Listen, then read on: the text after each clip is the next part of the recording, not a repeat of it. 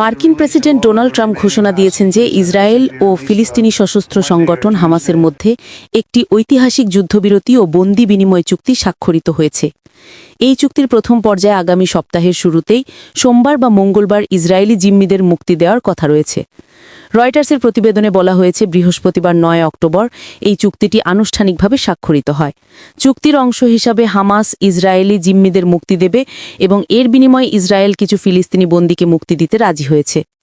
ট্রাম্পের প্রশাসনের দাবি এটি হচ্ছে গাজা অঞ্চলে চলমান ২ বছরের সংঘাতের অবসান ঘটানোর প্রথম পদক্ষেপ। তিনি বলেছেন, আমরা মধ্যপ্রাচ্যে স্থায়ী শান্তির পথে এগিয়ে যাচ্ছি। বন্দীদের মুক্তি হবে আসন্ন সপ্তাহের শুরুতেই এবং এটি মানবতার বিজয়। ২০২৩ সালের শেষ দিক থেকে গাজা উপত্যকায় ইসরায়েল ও হামাসের মধ্যে তীব্র সংঘর্ষ চলছিল। এতে হাজার হাজার বেসামরিক মানুষ নিহত হয় এবং লাখো মানুষ বাস্তুচ্যুত হয়ে তাঁবুতে আশ্রয় নেয়।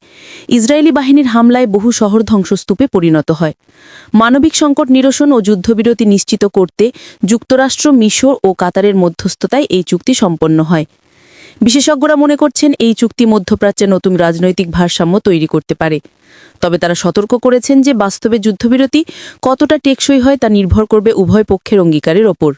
আমাদের দেশের অধিকাংশ টিভি চ্যানেলগুলোই দেখা যায় যে সঠিক তথ্যটি আড়াল করে মানুষের কাছে ভুল তথ্যটি উপস্থাপন করে।